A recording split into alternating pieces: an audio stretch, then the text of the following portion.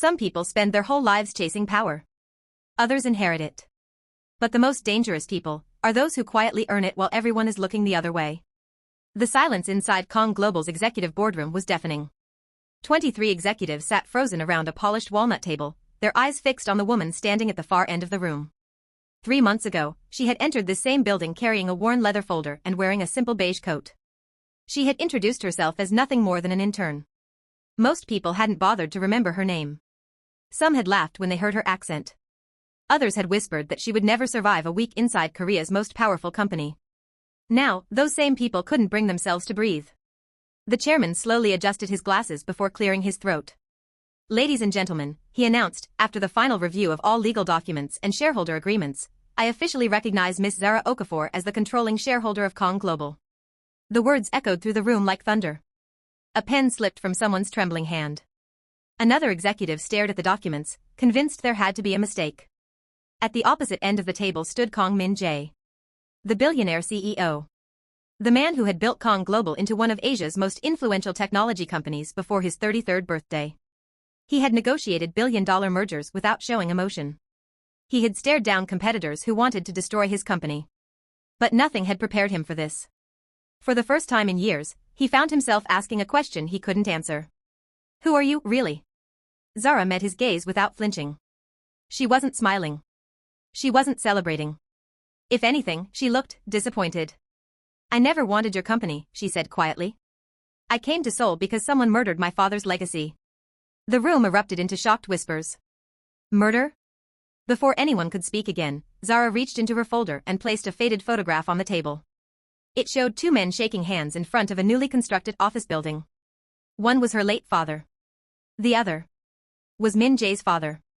Written across the back of the photograph were 6 words. Partners. Brothers. Until someone betrayed us. Zara looked directly at Min-Jae. "My father didn't lose his empire because he made bad business decisions." She paused.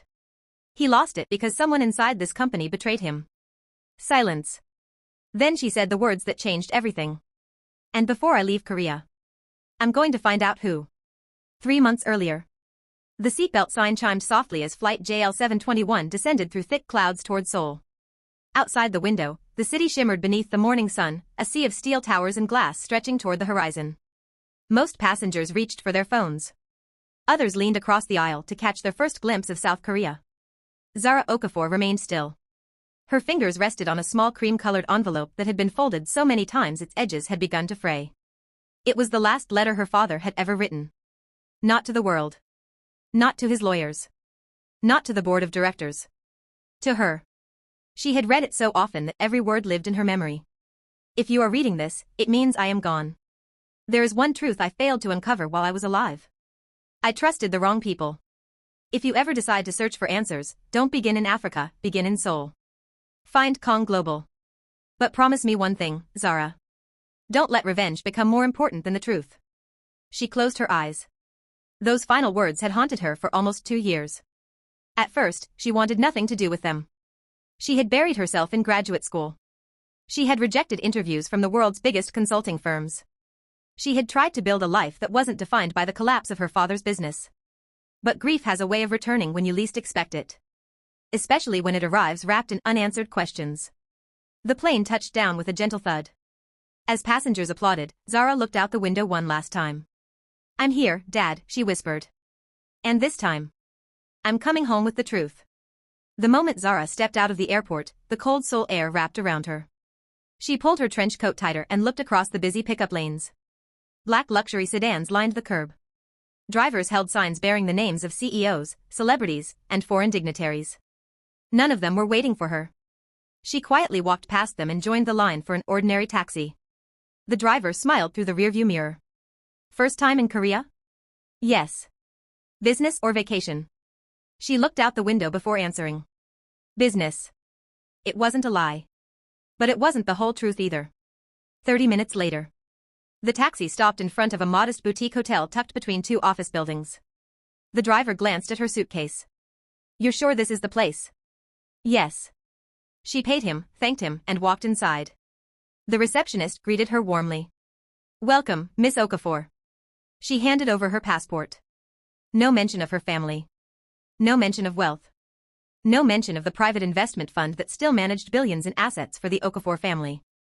Only one identity mattered now. Intern. That night. The room was small. A neatly made bed. A desk. A window overlooking the glowing streets of Seoul. Zara unpacked carefully. From a hidden compartment in her suitcase, she removed 3 items. Her father's letter. An old photograph.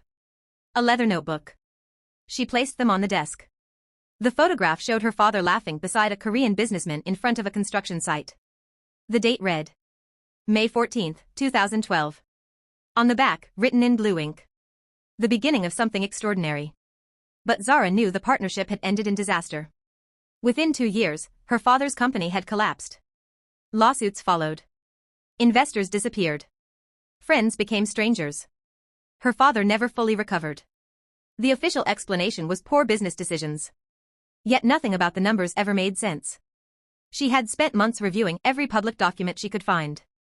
There were gaps. Missing transactions. Conflicting reports. Entire contracts that seemed to vanish from the record. One name appeared again and again. Kang Global. Not as a suspect. Simply as a recurring piece of a puzzle no one had solved. Zara opened her leather notebook and wrote. Day 1. Don't assume. Don't trust appearances. Find facts before conclusions. Then she closed the notebook and switched off the light. Tomorrow, she would walk into the company that held the answers. She had no idea that someone inside it was already watching her. The next morning. At precisely 7:52 a.m., Zara stood across the street from Kang Global headquarters. The building rose above the city like a monument of glass and steel. Employees streamed through the revolving doors. Some carried coffee. Others hurried into meetings. To them, it was another ordinary Tuesday. To Zara, it was the beginning of everything. She crossed the street. As the automatic doors slid open, she caught her reflection in the polished glass. Simple beige blazer. White trousers. Minimal makeup. Hair neatly tied up. She looked exactly like what she wanted the world to see. An ambitious young graduate hoping for her first opportunity. Not a woman carrying years of unanswered questions. Not someone who had spent months preparing for this moment. She stepped inside. And without realizing it, she had just entered the same building where someone else's secret had been waiting for over a decade. The woman nobody noticed. The marble lobby of Kang Global buzzed with quiet efficiency. Executives strode past in tailored suits, their conversations clipped and purposeful. Digital screens displayed stock prices, project updates, and news from markets around the world. For a moment, Zara simply watched. She wasn't admiring the building. She was studying it. Security checkpoints. Employee access cards. The placement of executive offices on the directory. Even the artwork on the walls told a story about the company's culture, prestige, precision, and control. Every company reveals itself if you pay attention, her father used to say. She smiled faintly. Then walked to the reception desk. Good morning, the receptionist said with a professional smile. Name, please? Zara Okafor. I'm here for the internship orientation. The receptionist typed for a few seconds. Welcome, Miss Okafor. 23rd floor. Orientation starts in 10 minutes. Thank you. As Zara turned toward the elevators, 2 young employees passed behind her. Another intern? Yeah. I heard she's from Africa. You think she'll last? One shrugged. Kang Global isn't exactly known for being gentle. The elevator doors opened. Zara stepped inside without looking back. Not because the comments didn't sting. Because responding wouldn't help her achieve what she'd come for. 23rd floor. The orientation room overlooked the Han River. Rows of chairs had already filled with interns from different universities. Some chatted excitedly. Others nervously checked their phones. A young woman waved. Is this seat taken? No. I'm Emily. Zara. Emily smiled warmly. I'm terrified. Zara chuckled softly. I think everyone is. Emily leaned closer. I heard the CEO sometimes walks through orientation just to see the new recruits. Really? They say he remembers every face. Before Zara could answer, the room fell silent. A man in a dark navy suit stepped through the doors. No announcement. No entourage. Just an unmistakable presence. Every employee immediately straightened. Even the instructors stopped speaking. Kang Min-Jae. He wasn't the loudest man in the room. He wasn't the loudest man in the room. He didn't need to be. He carried himself with the quiet confidence of someone accustomed to making decisions that affected thousands of people. His gaze swept across the interns. Not lingering. Simply observing. Until, for the briefest second, his eyes paused on Zara. She wasn't trying to impress anyone. She wasn't pretending to be confident. She simply met his gaze respectfully before looking away. Most people either stared too long or avoided eye contact entirely. She did neither. It was a small thing. But Min-Jae noticed small things. Without saying a word, he continued walking. The room exhaled collectively once he disappeared. Emily whispered, "See? I told you." The first assignment. After orientation, the interns gathered around as departments were assigned. Marketing. Finance. Human resources. Research. Then came Zara's name. Zara Okafor. She stood. "You'll be assisting the corporate records division." The room fell quiet. Emily frowned. "The archives?" Another intern muttered, "That's where careers go to die." A few people laughed.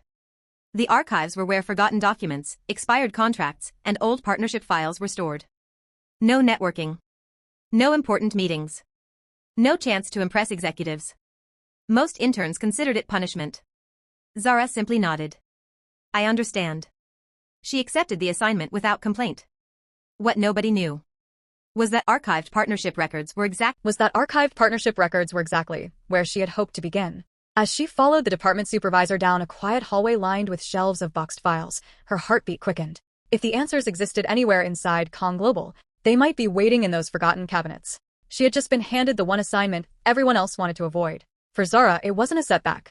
It was the first real opportunity she'd had since arriving in Seoul. And somewhere, hidden among years of dust-covered agreements and forgotten correspondence, was a truth that had remained buried for more than a decade.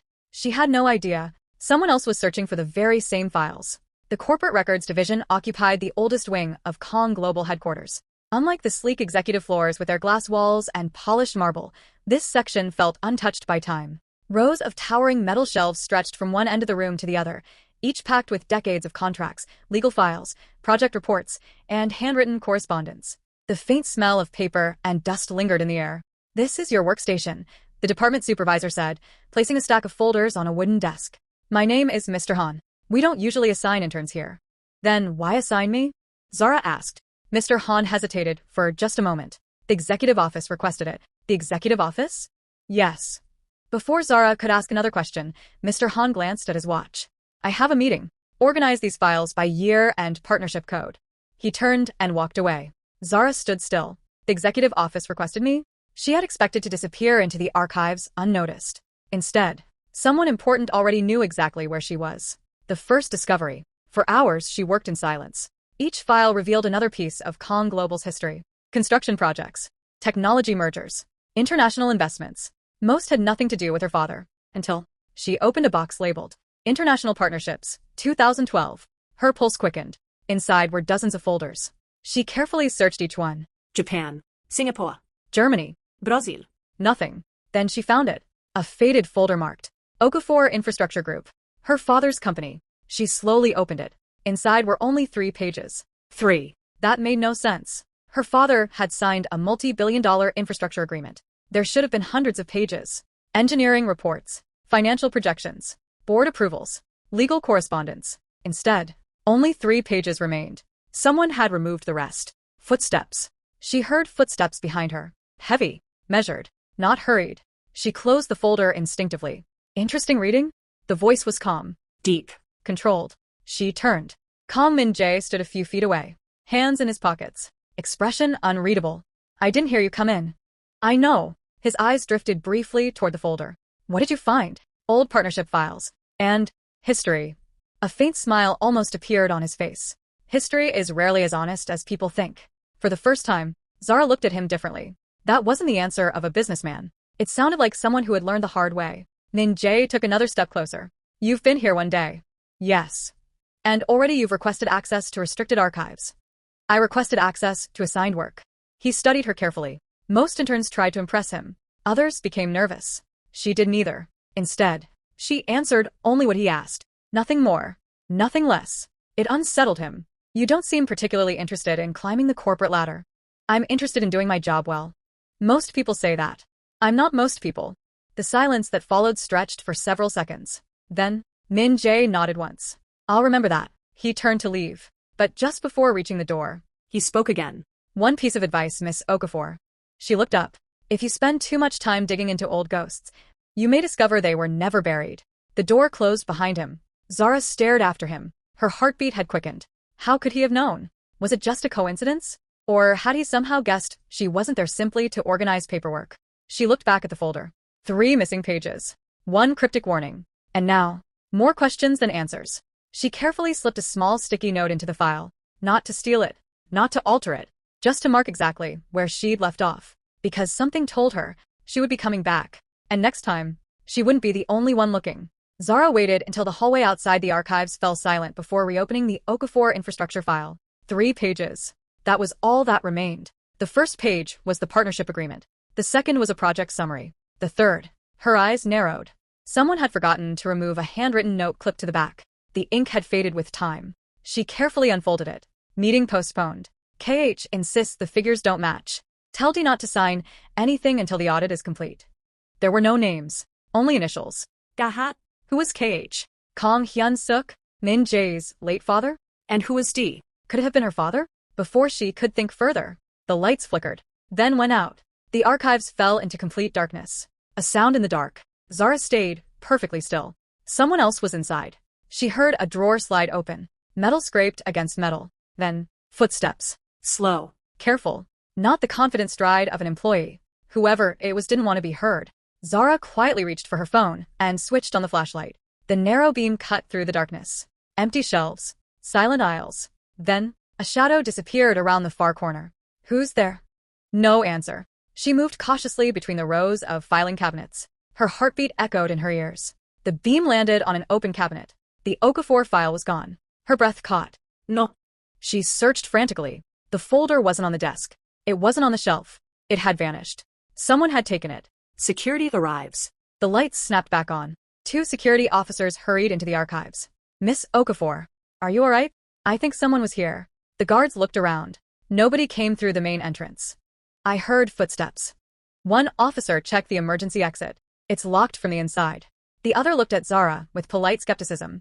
Perhaps the power outage startled you. Zara didn't argue. She knew what she'd heard. And more importantly, she knew what was missing. The file hadn't disappeared on its own. Upstairs, on the top floor of Kang Global, Kang Min-Jae stood in front of the floor-to-ceiling windows overlooking Seoul. His assistant entered quietly. Sir. What is it? There was a power outage in the archives. Min-Jae didn't turn around. And the new intern was involved. That caught his attention. He faced his assistant. Involved how? She reported that someone entered the archives and removed a file. Which file? The assistant glanced at his tablet. Okafor Infrastructure Group. For the first time that day, Min-Jae's expression changed. Not anger. Not surprise. Recognition. He spoke almost to himself. So, that's the file she was looking for. His assistant frowned. You knew? Min-Jae walked back to his desk. Find out who authorized that power outage. You think it wasn't accidental? I don't believe in accidents. Elsewhere in the building, a man wearing black leather gloves placed an old folder inside a locked briefcase. He looked at the faded company logo on the cover. Okafor Infrastructure Group. So, he whispered. The daughter finally came. He smiled, just like he said she would. Then he picked up his phone. It started. A woman's voice answered. Keep watching her. The call ended. The next morning, Seoul woke beneath a blanket of gray clouds.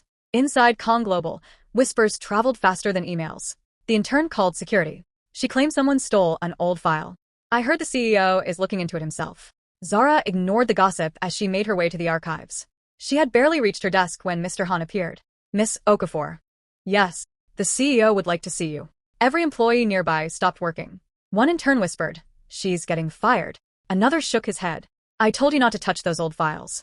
Zara simply thanked Mr. Han and followed him. The executive floor. The executive suite was nothing like the rest of the building. Quiet. Minimalist. Every detail reflected discipline rather than extravagance.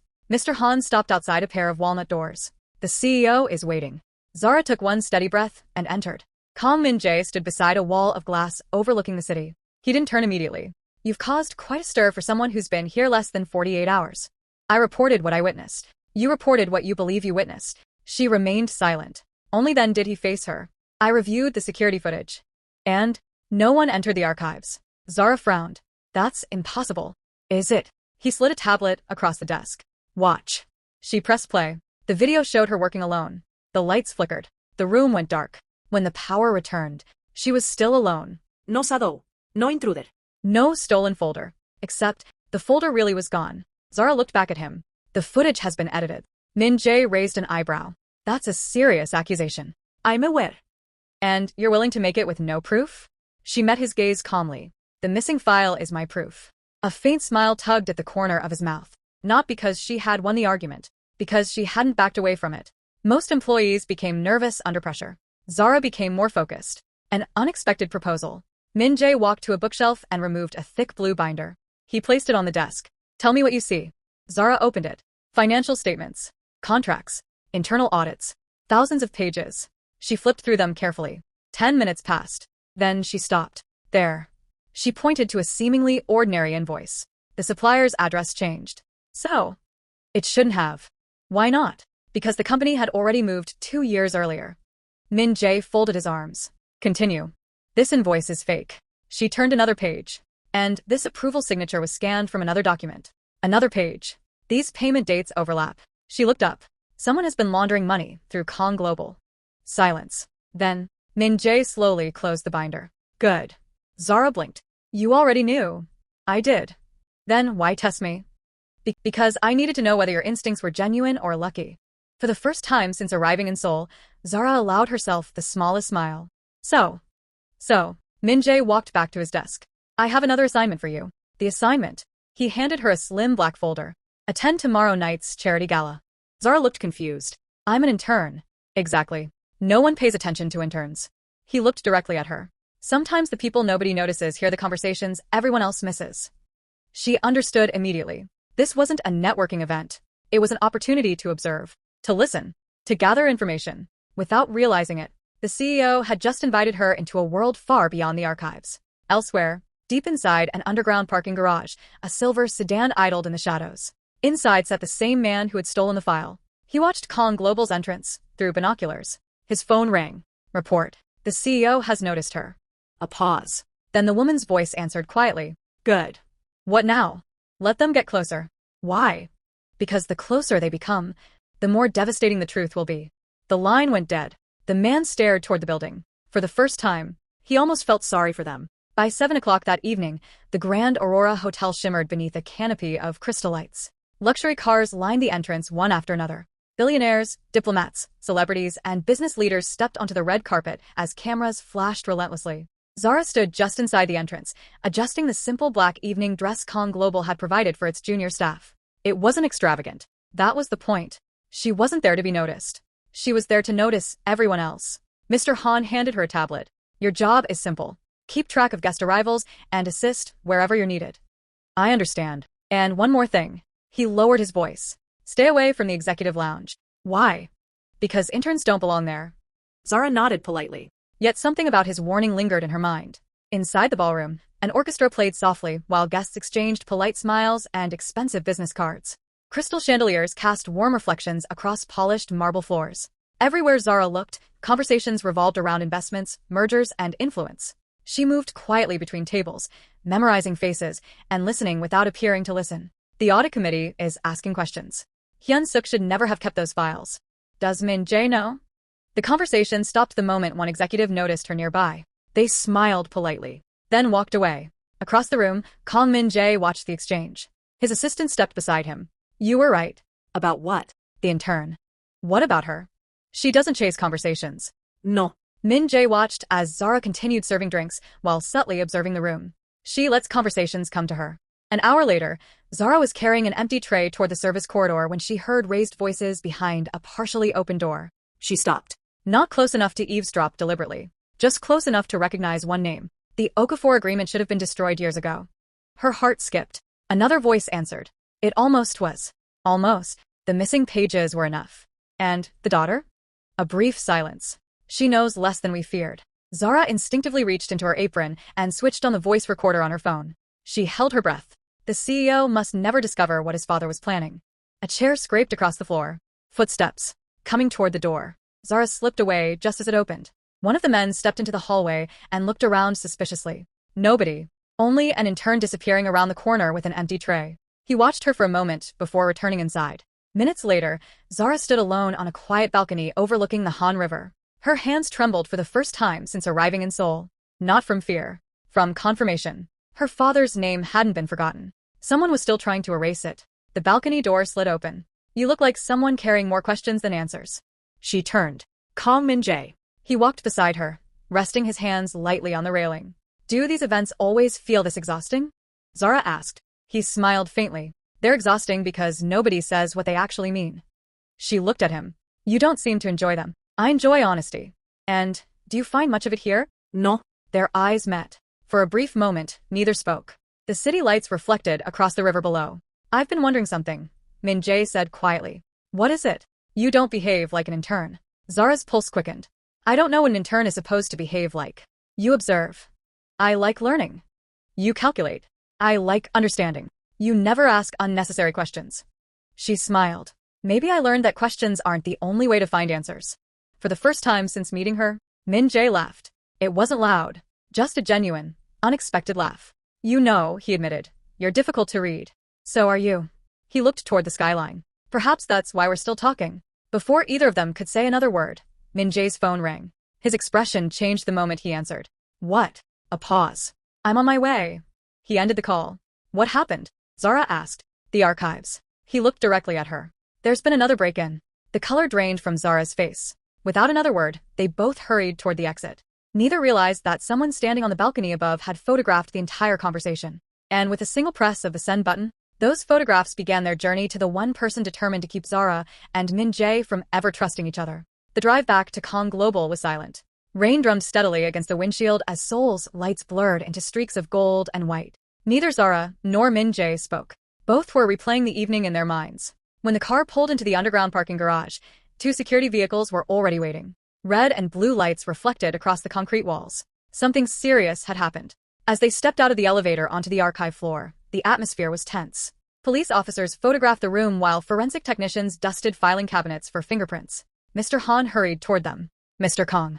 What happened? Min-Jae asked. The emergency exit was forced open. And the archives? Mr. Han hesitated. They weren't looking for random files. He pointed toward an empty shelf. The entire International Partnerships collection from 2011 to 2013 is gone. Zara felt her stomach tighten. Not just her father's file. Every record from the years surrounding the partnership had disappeared. Someone wasn't hiding one secret anymore. They were erasing history. Min-Jae slowly walked through the room. His eyes stopped on the damaged lock, then on the scattered papers. Finally, he noticed something almost everyone else had missed. A single sheet of paper caught beneath a fallen cabinet. He crouched and carefully pulled it free. It wasn't a contract. It was part of a meeting agenda. Across the top were the words, Joint Executive Meeting. Below that was a list of attendees. Several names had been crossed out in black ink. Only 2 remained readable. David Okafor. Kang Hyun-suk. Zara stared at the page. My father. Min-Jae looked at her. You recognize the name? She hesitated, then nodded. He was my father. The room fell completely silent. Mr. Han's eyes widened. You never told us. I wasn't here to talk about my family. Min-Jae looked back at the paper. For the first time since his father died, questions he had buried years ago returned. Later that night, the building had emptied. Only a handful of lights remained on. Min-Jae stood alone inside his father's old office. He unlocked a drawer that hadn't been opened in years. Inside lay a weathered leather journal. His father had kept it during Kang Global's earliest days. He slowly turned the pages. Project notes, business ideas, personal reflections. Then, one entry caught his attention. June 18, 2012. David believes someone inside our company is manipulating the financial reports. I told him I would expose the truth, even if it costs me everything. Min-Jae's breathing slowed. He turned the page. The next entry had been torn out. Several more pages were missing. Someone had removed them deliberately. He closed the journal.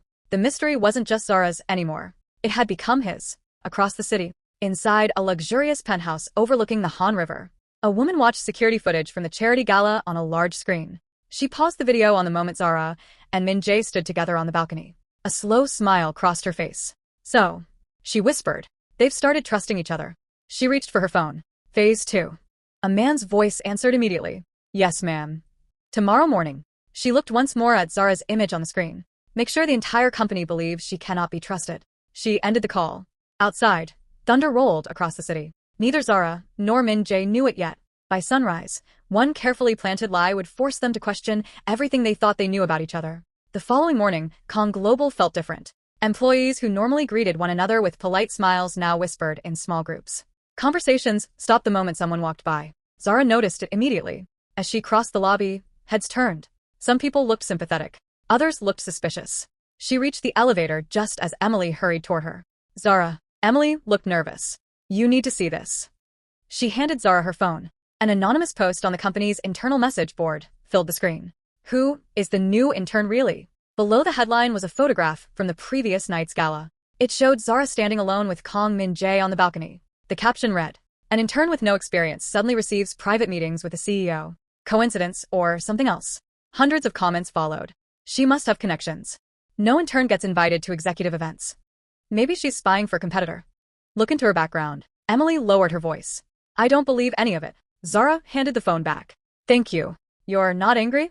I've learned something. What?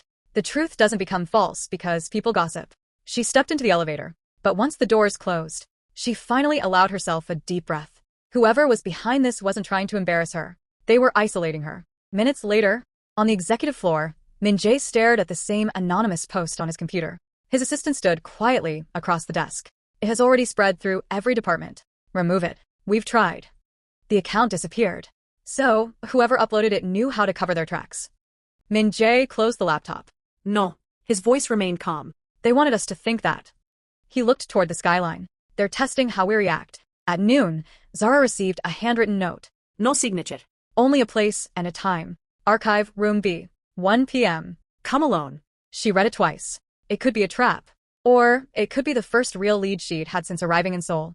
At exactly 1 o'clock, she unlocked the door to Archive Room B. The room was empty. Dust floated through thin beams of sunlight. On the center table rested a single sealed envelope. She approached cautiously. Inside was a flash drive. And a note. Your father wasn't betrayed by one person. He was betrayed by 4. Before she could read further, the lights went out again. This time, she didn't panic.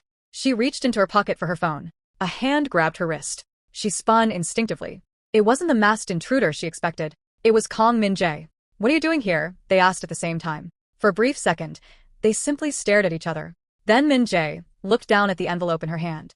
I received the same note. Zara slowly unfolded a second sheet hidden beneath the first. Across the page were 4 initials. KH. LS. MC. Yoter. No names. Only initials.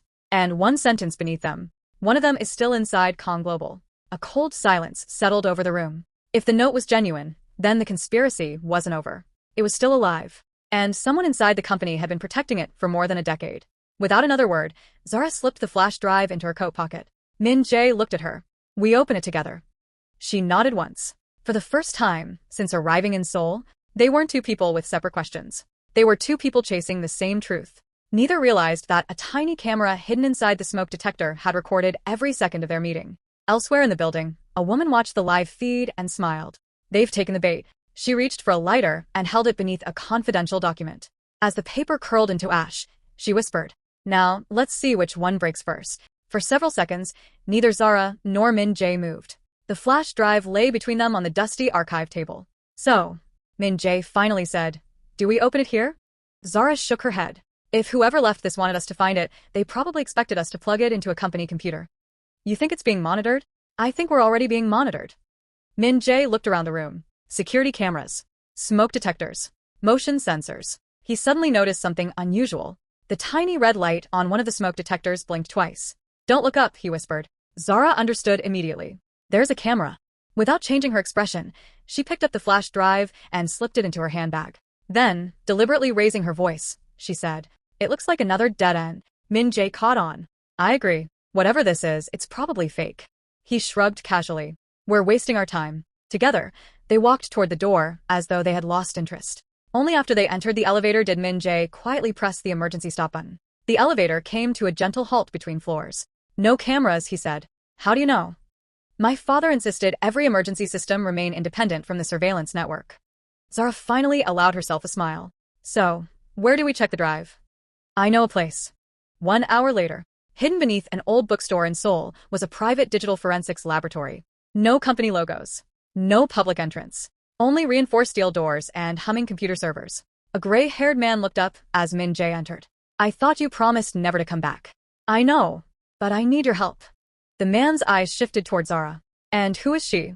Someone searching for the same answers I am. The technician sighed. Then this won't end well. He inserted the flash drive into an isolated computer. For a few moments, nothing happened. Then dozens of encrypted files appeared on the screen. The technician frowned. This isn't ordinary corporate data. What is it? Zara asked. He opened the first file. It contained scanned letters exchanged between David Okafor and Kang Hyun-suk. Business plans. Construction sketches. Investment projections. Then one document froze everyone in the room. It was a handwritten agreement. At the bottom were two signatures. David Okafor. Kang Hyun-suk. Beneath them, a third signature. Unknown. No printed name. Only initials. LS. The technician leaned closer. This person witnessed the agreement. Zara felt her pulse quicken. LS. She remembered the initials from the anonymous note. One of the four people involved. Before anyone could speak again, the monitor suddenly went black. A message appeared in bright red letters. Unauthorized access detected. 3, 2, 1. Every file on the flash drive disappeared. Deleted. Gone. The technician immediately disconnected the device. No. He checked the system logs. They activated a remote wipe. So we lost everything? Zara asked quietly. He stared at the screen. Not everything. He reached into the computer's temporary cache. One image had survived. A grainy photograph. Four people stood in front of a construction site. David Okafor. Kang Hyun-suk. A woman whose face had been partially torn away. And one man whose face remained perfectly clear. Min-Jae leaned closer. His expression changed instantly. I know him. Zara looked at him. Who is he? Min-Jae swallowed. He still works at Kang Global. Silence filled the room. Then he whispered the name. Lee Seung-ha. The technician slowly turned toward them. If that's true, then you've just identified the first living witness. Outside, rain battered the narrow streets of Seoul. Somewhere in the darkness, a phone buzzed. The woman behind the conspiracy smiled as she read a single message. They found Lee. She stood, walked to the window, and whispered into the empty room. Good. He's served his purpose. She picked up another phone. Take care of him. The call lasted only 4 seconds. Miles away, an unsuspecting Lee Seung-ho left his office carrying a briefcase, unaware that someone had just signed his death warrant. Meanwhile, Zara stared at the surviving photograph. She had come to Seoul searching for answers. Instead, she had just started a race against time. Because if Lee Seung-ho died before they reached him, the truth might disappear forever. The rain had stopped by the time Zara and Min-Jae left the forensic lab. The streets glistened beneath the city lights as traffic crawled through downtown Seoul. Min-Jae unlocked his car. We go to Lee Seung-ho's apartment first. Zara nodded. If the people behind this moved as quickly as you think they did, we may already be too late. Neither of them said another word. 30 minutes later, the apartment building stood on a quiet residential street. No police. No flashing lights. No sign of trouble. Min-Jae frowned. Either we're early, or someone wants us to think everything is normal. The elevator climbed to the 15th floor. Apartment 1503. Min-Jae knocked. No answer. He knocked again. Silence. Zara noticed something odd. The door. What about it? It isn't fully closed. Min-Jae slowly pushed it open. The apartment was immaculate. Almost too immaculate. A cup of coffee still sat on the dining table. Steam no longer rose from it, but it hadn't yet gone cold. He left recently, Zara whispered. Min-Jae scanned the room. Or he was interrupted. A loud crash echoed from the bedroom. They rushed toward the sound. The window was wide open. Curtains billowed in the night breeze. The room was empty. On the floor lay a shattered picture frame. Zara picked it up carefully. It showed Lee Seung-ho standing beside Kang Hyun-suk more than a decade earlier. On the back was a handwritten note. Truth survives only if someone is brave enough to protect it. Min-Jae's jaw tightened. My father wrote this. The hidden safe. While searching the room, Zara ran her hand along a bookshelf. She paused. Listen. She knocked gently against the wooden panel. One section sounded hollow. Min-Jae helped move the shelf aside. Hidden behind it was a small electronic safe. No keypad, he said. Fingerprint scanner. Whose fingerprint? Before either could answer, Zara noticed faint smudges on the metal surface. Someone had tried repeatedly to open it. But they failed, she said. Min-Jae studied the scanner. If this belonged to Lee, he's the only one who can open it. A sudden voice interrupted them. Step away from the safe. They turned. A woman in plain clothes stood in the doorway. She held up an identification card. Detective Yoon. Her expression was calm, but guarded. We've been looking for both of you. En Uneasy Alliance.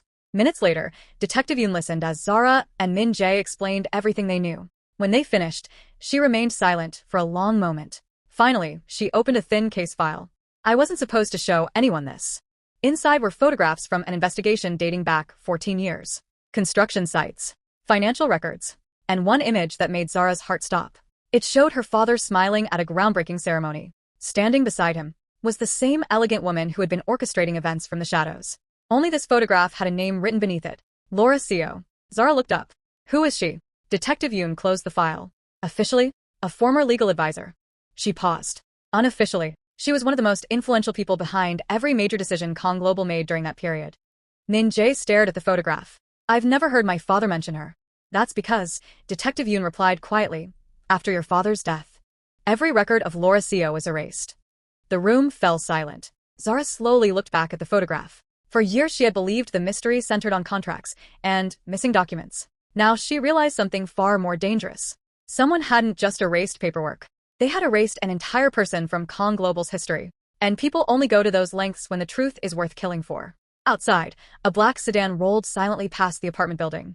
Inside, a man lowered a pair of binoculars. He spoke into a concealed radio. They've found Detective Yoon. A woman's voice answered without hesitation. Then Phase 3 begins. The radio went silent. The sedan pulled away into the darkness.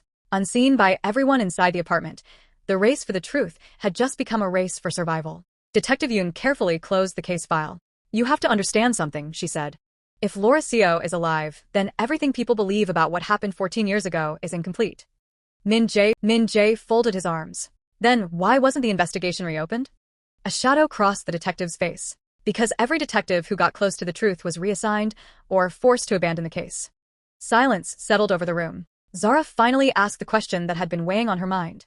Do you think my father's company was destroyed intentionally? Detective Yoon looked at her for several seconds before answering. I think your father discovered financial fraud involving multiple companies. And Kang Global? I don't know whether Kang Global was responsible. She paused. Or whether someone inside Kang Global used the company as a shield. The phone call. Before anyone could speak again, Min-Jae's phone vibrated. It was Mr. Han. Sir, you need to return immediately. What happened? The board has called an emergency meeting. About what? There was a long silence. Then Mr. Han answered quietly. They've suspended Miss Okafor's internship. Zara looked up sharply. On what grounds? They claim she illegally accessed confidential corporate records. Min-Jae's expression hardened. Who authorized it? The chairman. I'll be there in 20 minutes. He ended the call. They're making their move, Zara said. No. Min-Jae picked up his coat. They're trying to force us apart. The boardroom. 40 minutes later, the executive boardroom was already full. Every board member sat waiting. The atmosphere was colder than usual. The chairman adjusted his glasses. Mr. Kang. You requested this meeting? Min-Jae asked. No. The chairman slid a thick folder across the table. The board did. Inside were photographs. Zara entering restricted archive rooms. Security reports. Copies of internal complaints. Anonymous emails. Everything had been arranged to make her look like a corporate spy. The chairman spoke calmly. The evidence suggests Miss Okafor deliberately infiltrated this company. Min-Jae flipped through the file, then closed it. This isn't evidence. Several board members exchanged nervous glances. It is a collection of assumptions. One director leaned forward. Are you defending an intern? I'm defending facts. Another executive replied sharply. The company cannot ignore the possibility that she's connected to our competitors. Min-Jae stood. If any of you have proof, he looked around the table. Present it.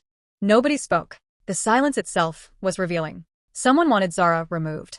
But no one had real evidence against her. Outside the boardroom, Zara waited alone in the hallway. Employees walked past pretending not to stare. Emily approached cautiously. I'm sorry. For what? They're saying terrible things about you. Zara smiled faintly. My father once told me something. What? When people attack your character before your actions, it's usually because they can't defeat your actions. Emily looked at her with new respect. I hope you stay. So, do I. The boardroom doors suddenly opened. Min-Jae stepped out. The suspension has been delayed. Delayed? They wanted you gone today. And now, I bought us 48 hours. Zara looked at him. Why? He didn't answer immediately. Instead, he looked down the long hallway. Because if someone is manipulating this company, I need the one person who isn't afraid to question it. For the first time since arriving in Seoul, Zara realized something important. She was no longer carrying the investigation alone.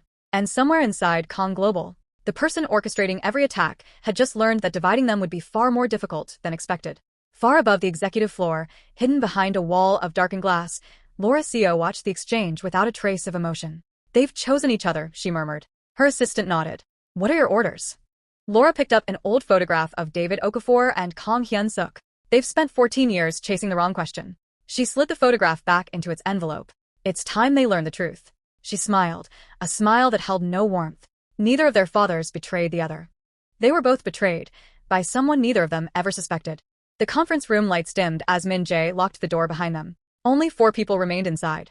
Zara. Min-Jae, Mr. Han, Detective Yoon. On the table lay every piece of evidence they had managed to recover. The faded photograph, the surviving journal page, the anonymous note, and the reconstructed financial records. Detective Yoon spread a timeline across the table. "We've been asking the wrong question." Everyone looked up. "We've been asking who betrayed David Okafor." She pointed to the timeline. "The real question is, who benefited from making David Okafor and Kang Hyun-suk distrust each other?" Silence. Mr. Han slowly adjusted his glasses. There was only one person who attended every negotiation. He wrote 2 letters on a blank sheet of paper. "LS." Zara's eyes widened. "Laura CEO." Detective Yoon nodded. She served as legal advisor to both companies. Min-Jae frowned. Then she had access to every contract, every bank transfer, every confidential meeting. And, Detective Yoon added, she was the only person capable of changing documents before either chairman saw them. The room fell silent. Years of confusion suddenly began to make sense. Zara looked at the reconstructed ledger. "So my father never stole from Kang Global." No. "And Kang Hyun-suk never abandoned the partnership." No. Mr. Han spoke quietly. They were both reading different versions of the same contracts. The realization hit them all at once. Laura hadn't merely hidden evidence. She had manufactured a conflict. She forged documents, redirected payments, altered reports, then stood back while 2 trusted partners slowly lost faith in each other. By the time they realized something was wrong, the damage had already become irreversible. Min-Jae lowered his head. "My father died believing he had failed his closest friend." Zara looked down at her father's letter. "And my father died believing he'd been betrayed." Neither statement was true. Both men had been victims of the same deception. A tear rolled silently down Zara's cheek, not because she had found someone to blame, but because, after 14 years, she finally knew her father hadn't lost everything through dishonesty or incompetence. His name had been stolen from him. Detective Yoon gently closed the file. "We can prove fraud." She looked at each of them in turn. "But exposing it won't be enough." "What do you mean?" Zara asked. "The people behind this still have influence." Mr. Han nodded. "They'll try to destroy the evidence." Min-Jae stood. "Then we don't wait." Everyone looked at him. "They've controlled the story for 14 years. He picked up the journal. "Tomorrow morning, we tell the truth before they have another chance to bury it." At that same moment, several floors above them, Laura CEO stood alone in the chairman's private office. Her assistant entered quietly. "They're preparing to present evidence." Laura didn't seem surprised. "Of course they are. Should we cancel tomorrow's board meeting?" Laura smiled. No. She walked toward the window overlooking Seoul. "Tomorrow is exactly where I want them." She turned slowly. "Because they'll bring every piece of evidence they have. And I'll finally know what they've managed to recover." Her assistant hesitated. "And after that?" Laura's expression hardened. "After that, there will be no one left to testify." Dawn broke over Seoul beneath a blanket of pale gray clouds. By 8 o'clock, the executive boardroom at Kang Global was full. Board members sat in silence. Lawyers organized thick binders of documents. Financial analysts adjusted projectors and laptops. No one spoke above a whisper. It didn't feel like an ordinary board meeting. It felt like a trial. Outside the boardroom, Zara straightened the sleeve of her blazer. She wasn't nervous. She was remembering. Her father's smile. His final letter. The years he had spent carrying accusations he never had the chance to answer. Min-Jae stepped beside her. "If you're having second thoughts." She looked at him. "I flew across the world for this." He gave a small nod. "Then let's finish it." The doors opened. Every conversation inside the room stopped. Some directors looked surprised to see Zara. Others looked irritated. At the far end of the table, Laura CEO remained perfectly composed. She folded her hands as though she had been expecting this moment all along. "Mr. Kang," the chairman began, "shall we proceed?" Min-Jae remained standing. "Not yet." He placed a worn leather journal on the table. "I have evidence that changes the purpose of today's meeting." A murmur spread around the room. Laura's expression barely changed. "Another theory?" she asked calmly. "No," Min-Jae replied. "The truth." Detective Yoon entered next. She placed sealed evidence bags on the table. Each one bore an official chain of custody label. "This evidence has been independently examined," she said. It includes reconstructed financial records, authenticated correspondence, and forensic analysis showing that multiple documents were altered before reaching both company founders. One director frowned. You're accusing someone of document fraud? I'm presenting evidence that document fraud occurred. Laura leaned back in her chair. And who, detective, do you claim committed it? Detective Yoon didn't answer immediately. Instead, she turned toward Zara. This belongs to you. She handed Zara the faded photograph of David Okafor and Kang Hyun-suk. Zara held it up for the room to see. My father believed he had been betrayed. She looked at Min-Jae. So did yours. She took a slow breath. They were both wrong. Silence settled over the boardroom. Not the silence of uncertainty. The silence of people realizing the story they had believed for years was beginning to unravel. Laura finally smiled. A touching speech. She rose from her chair and walked toward the center of the room. But emotion is not evidence. She looked directly at Zara. Can you prove that anyone deliberately altered those records? For a heartbeat, the room was still. Then Zara reached into her folder. She removed a sealed envelope. I can prove one thing. She laid it carefully on the table. My father never stopped believing the truth would survive. Inside the envelope was a letter that had never been delivered. Addressed to Kang Hyun-suk. Written in David Okafor's own hand. Min-Jae stared at the familiar handwriting. Laura's calm expression flickered for the first time. Only for an instant. But Zara noticed. And, in that tiny crack of composure, she realized they had finally reached the point Laura had never expected. Not a battle of opinions. A battle of evidence. The room waited. No one spoke. The next words would decide not only the future of Kang Global, but the legacy of two men whose friendship had been buried beneath 14 years of lies. The boardroom was silent. Every eye remained fixed on the unopened letter lying before Zara. Laura CEO smiled confidently. A handwritten letter proves nothing. Zara looked at her calmly. No. It doesn't. She turned toward the chairman. But forensic analysis does. Detective Yu nodded to the technician waiting beside the projector. The screen illuminated. One by one, documents filled the wall. Original contracts, altered contracts, bank transfers, digital timestamps, handwriting comparisons. Every change had been traced. Every alteration led back to one office, one computer, one authorization code. Laura CEO. The room erupted into stunned whispers. Laura remained motionless. Then, she laughed. A slow, almost pitying laugh. You still don't understand. She walked toward the screen. Do you really believe I had the power to do all of this alone? Silence. Her smile faded. I protected people far more powerful than myself. She looked directly at the board members. And some of them are sitting in this room. Several directors immediately lowered their eyes. Others stared at the table. One quietly stood. Then another. The chairman slowly removed his glasses. So, he whispered. It was true. Laura looked at him. It always was. You simply preferred not to know. Before anyone could react, the boardroom doors swung open. Government investigators entered alongside financial crime officers. Detective Yoon stepped aside. Ladies and gentlemen, the investigation is over. One by one, officers approached several directors. Laura watched silently as handcuffs clicked around familiar wrists. She made no attempt to run. She simply looked toward Zara. I spent 14 years protecting an empire. Zara answered softly. No. You spent 14 years protecting a lie. For the first time, Laura had no reply. She lowered her head as officers escorted her from the room. The doors closed behind her, and with them, 14 years of deception finally came to an end. The boardroom remained quiet. Min-Jae slowly picked up David Okafor's final letter. He unfolded it carefully. Inside were only a few handwritten lines. If this letter reaches you, it means we both failed to uncover the truth in time.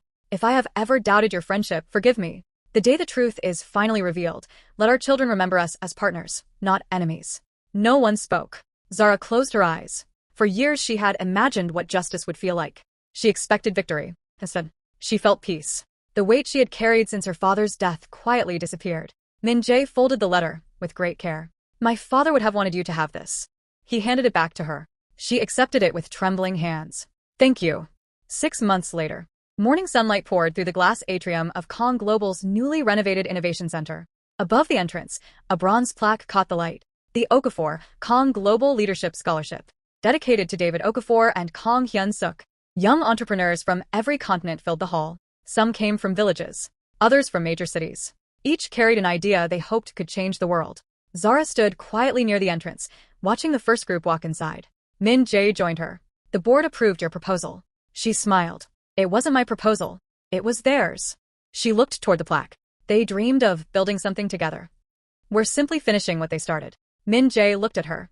The The board also approved something else. Oh, they want you to become executive vice president.